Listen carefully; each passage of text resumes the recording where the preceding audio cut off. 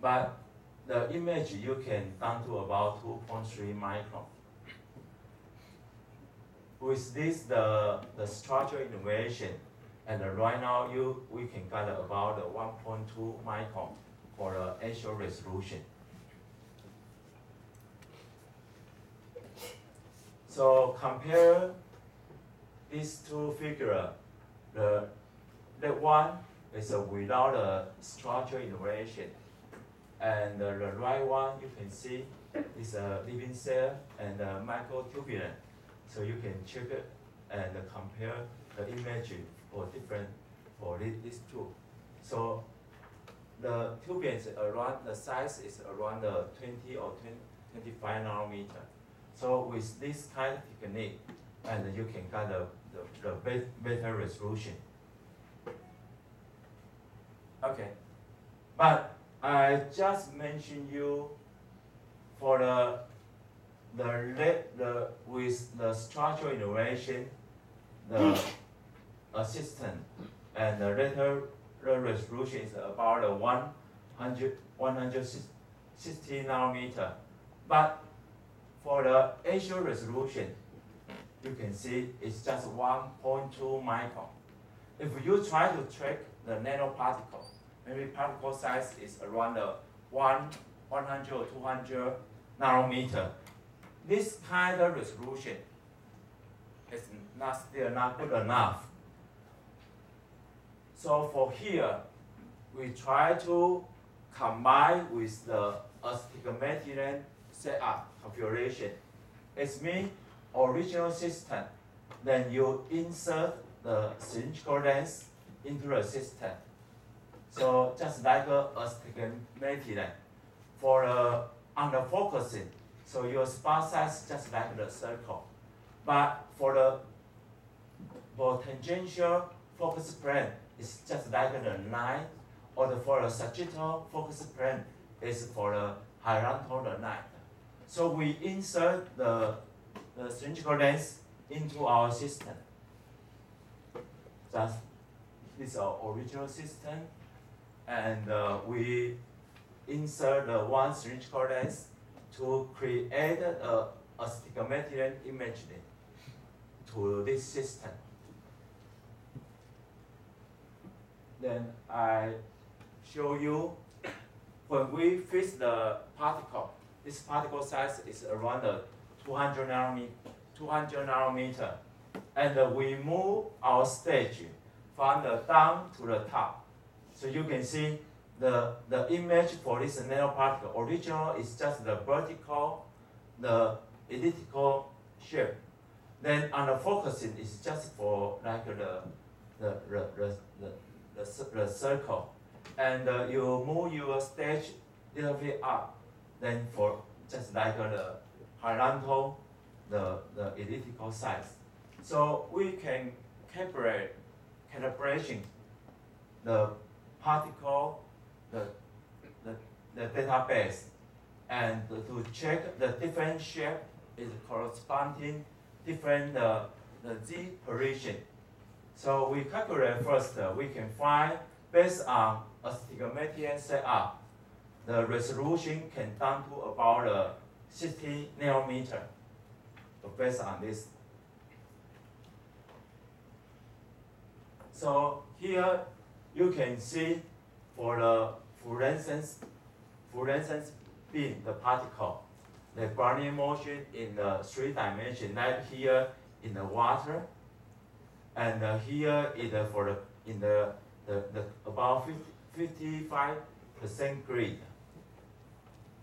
For here, if the particle, the top one is without the cylindrical lens, so it means when the particle on the focal plane, and you can see the image, but the particle move out of the defocus out of the focal plane, then they lost the image. But when you insert the cylindrical lens to your system, you can check here, and you can see if the particle on the focusing, and you find the circle shape. But if you, the out of focusing, the over or the below, then you can find the vertical, the elliptical shape, or the horizontal elliptical shape. So in the water, the diffusion coefficient is lower than the glycerol. So you can see if the frame rate is around 100 frames per second. So it means you catch your image about 10 milliseconds per time. So the delta T is about 10 milliseconds. And so you put your particle size or your viscosity, the eta, your viscosity or temperature, and to this one to calculate the diffusion coefficient to get it. So you can see about 10 milliseconds, the 500 nanometer, the particle in the water, the move is around 220 nanometer.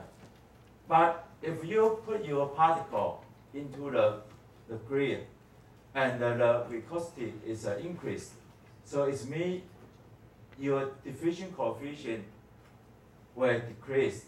So the moving, the motion is way down, even you use also the 500 nanometer. So the Barnier motion, the displacement is from the 220 down to about the 80 nanometer. But when you replace the smaller nanoparticle, like here is the 200 nanometer. So it means the D, the diameter is from the 500 down to 200. So the motion is faster. So the displacement is around 120 nanometer. So based on this kind of system, so you can real time to watch the nanoparticle for the Barnier motion. So this 4 part, and I move to the adaptive artist. I'm not sure for here, maybe some people is for use the telescope. And as we know that the telescope, if you put on the ground, the atmosphere will distort your image. So adaptive artist is to improve your image quality, because the external disturbance, like your system operation, or I just mentioned atmosphere, the motion, so they can distort your image. So like here is primarily the star image, so by the telescope. So for the left one is without adaptive artist. For the right one is with adaptive artist. For the telescope, atmosphere also will display your image quality. For biosample also, because as we know, your tissue is a thermal medium. So when light get into your tissue, you will get a very strong scattering or got some aberration, dispersion. So if you use the adaptive artist, then like as you can see, for the left one is without adaptive artist, and the right one is with adaptive artist. This technique is the papers published about 5 years ago, but people use the point by point scan, the conventional nonlinear optical microscope technique. When you scan, and then your frame rate maybe about just a few frames per second, so your speed rate already is a big problem. When you try to integrate your adaptive artist to your system, so overall, the system original maybe the few frames per second. Then it's with the adaptive artist, the overall system, the frame rate also will decrease. So if for the point scan nonlinear optical microscope, if you try to combine the adaptive artist, maybe it's good for the image improvement. But for the real-time application, maybe it's not good enough. So it's mean for the conventional the multiphoton microscopy with adaptive artist, maybe it's good for the time-independent application. It means your sample maybe fixed over there. It's not moving around. Maybe you can combine the adaptive artist because you're not worried about the speed. So if you use the temporal focusing, and you can get a few hundred nanometer, and also for the wide field image, then at this moment, if you have an adaptive artist, maybe it also is good for the time-dependent application. Okay, so it's a adaptive artist. So it's how we need an adaptive artist is for the intermediate for the bar sample. But what is the adaptive artist?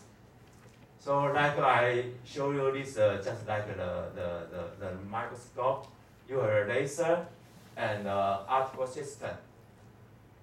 And some operation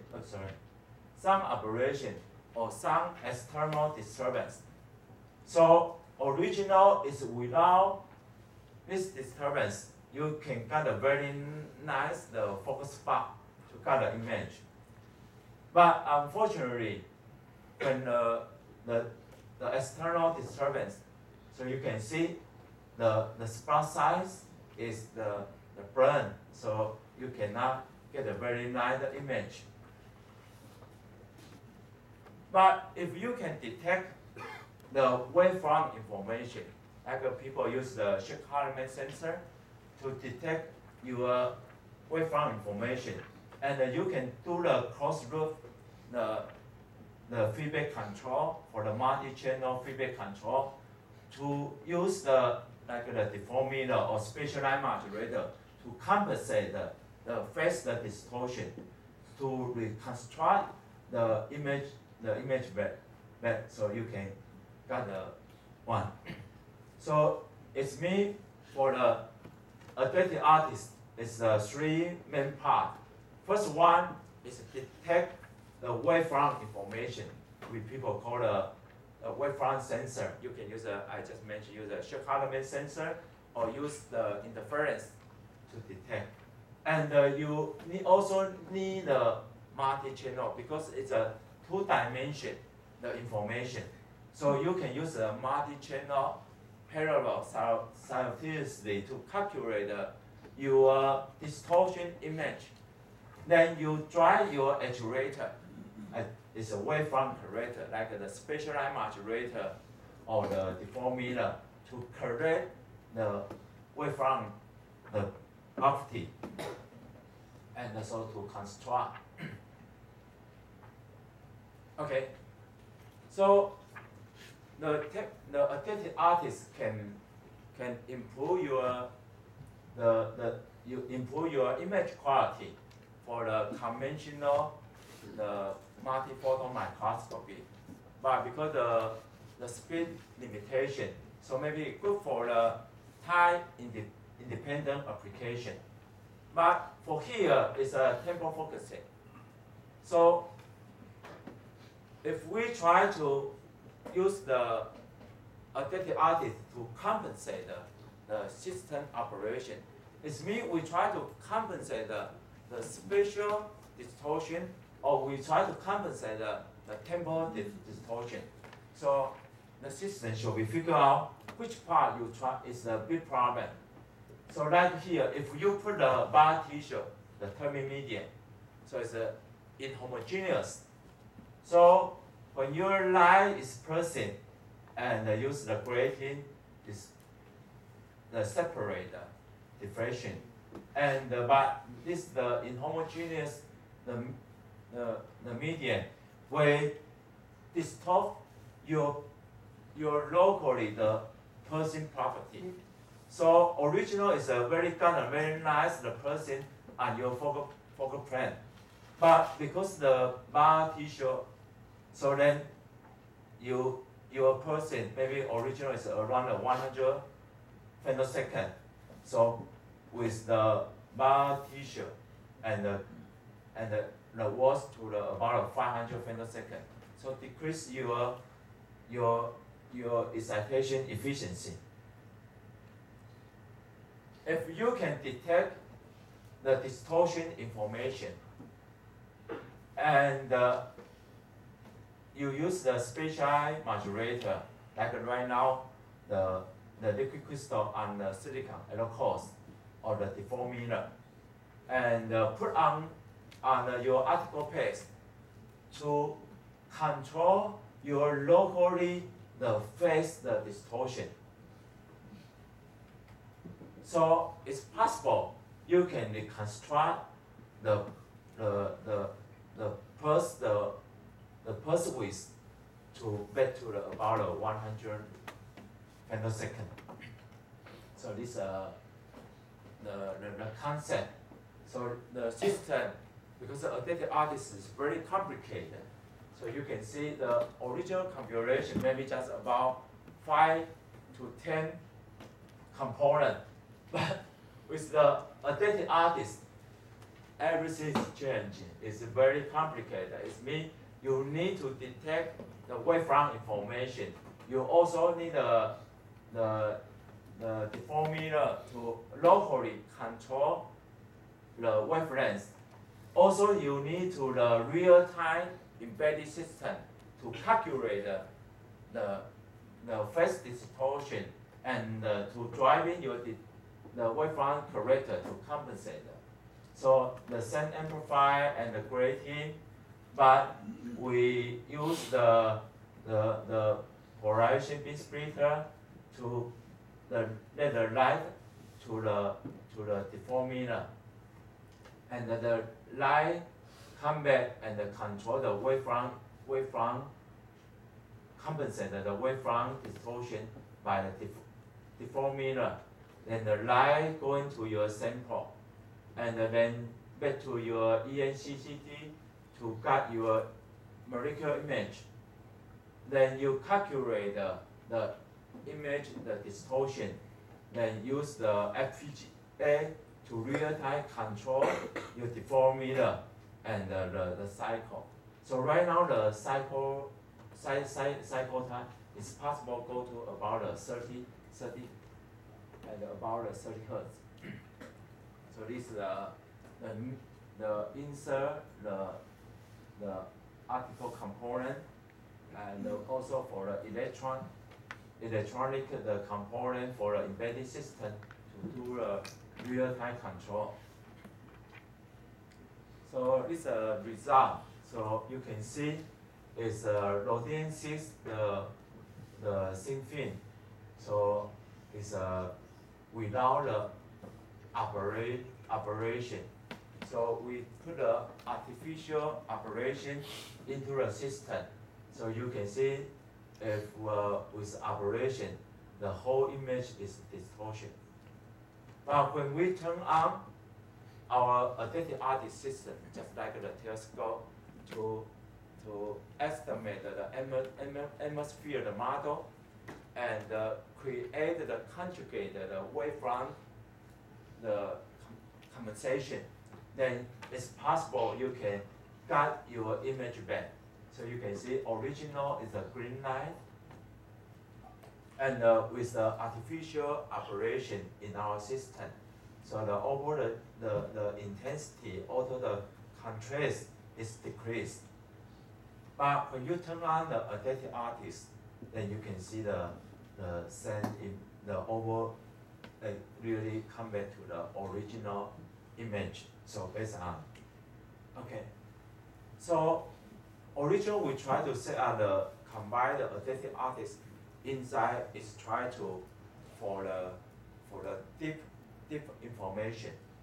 So here we put the also for the nanoparticle into the Argos gel, and so if we check the image with some distortion because your gel or your some kind of inhomogeneous medium, So you can see without the adaptive artist, the image is not so quite good. But this is at the 38 micron. But when you turn on the adaptive artist, you can see we can improve the intensity, also contrast about the two times more. Then we try to investigate the deep the information. You can see if right now the down to the disk is 100 micron, and the particle is same particle, but you can see the image is burned. So you cannot distinguish each particle. So when you turn on the adaptive artist system, and it's possible you can increase the contrast to distinguish the particle preparation. So this adaptive artist we do. So maybe about 10 minutes. Fine, okay. So maybe I show you the last part for the 3D lithography, also for the laser ablation. Right now, our laser source is not oscillator. We use the amplifier. So we already increase the pulse energy about 8,000 times more. So it's not good for the image, also good for the lithography or good for the laser ablation. So if you had a very thick the bar tissue, and you try to check the whole body image. So for the old time, people maybe use the diamond saw to cut and look the image and cut and look. But here, you just can see we temporal focusing just like the laser saw. So it means you can cut your sample, induce the multiphoton operation, and out the plot, and you use the system to check the image simultaneously, so can provide. So for here, first of all, we use this system to create the 3D structure for like I mentioned for the extracellular matrix. But for the old time, the people try to create this kind of structure with a point by point scan. For this kind of size, they need to take about maybe one hour. But based on the temporal focusing, it's a high throughput, the simultaneously the area excitation. So overall the verification is just about 1 second. So it's mean for the industrial application, for the practical application, even the femtosecond laser can do the 3D lithography. But the throughput should be the big problem. But if based on temporal focusing, and you can increase more than 1,000 times, so the verification time is decreased. But for the mechanical is almost the same for the conventional laser verification system. The only difference is the temporal focusing and the simultaneous excitation. So not just for the monomer polarization to the polymer, also for the protein, for the BSL or the fibrinogen, you also can do. But you can use the digital micrometer to locally control the laser pulse. So it means you also can create the different concentration, the protein in the microstructure. So this is for the verification, and also for I just mentioned and just like the laser saw, so they can cut your sample and look at your image simultaneously. So you can see maybe this last two slides. So is for the chicken tender, and you use the temporal focusing, focus your laser and remove the multiphoton induced laser ablation your tissue, and after the ablation. operation, and you also can use the same system to look at your image, look at your sample. So it's possible if you try to create the whole body image, because the light, the penetration always the big problem, maybe 100 micron or 200 micron. But if you try to maybe check the tissue is more than the 1 millimeter. So the only way right now you can do is the image first, then cut out your sample, and the image your sample. But for the temporal focusing, also another advantage is they will not induce the self-focusing, so will not damage the sample you try below your operation part. So also is some advantage for to check the whole image. So but its last part is for the graphene, because the nano center right now all people focus on the graphene. So I also move a little bit research to use the graphene and the graphene particle, and use this kind of laser to create the micro pattern and for the reduction and the abrasion. Okay, so maybe this the last slide. So here I show you the temporal focusing based the multiphoton microscopy, because the best wide field excitation. So the article can get you a high-speed section image up to about 200 Hertz. Also, we try to do the super resolution. We also try to do the stone, but right now for the excitation efficiency is not quite good. So here I just can show you for some result for the nonlinear, the structural innovation. Also, we use the astigmatic imaging. We can increase the actual resolution down to about 50 nanometer. So also for the Kirby median, if you try to get a deep image, so in my lab we also use combined with the adaptive optics system inside to the smaller microscope.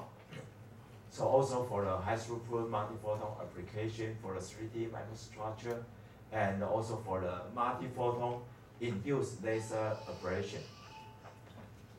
Okay, so thanks for your attention.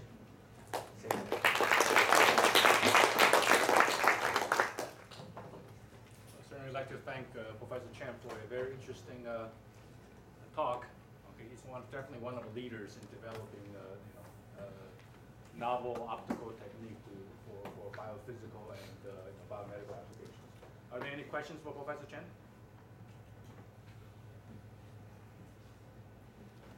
So one of your slides shows that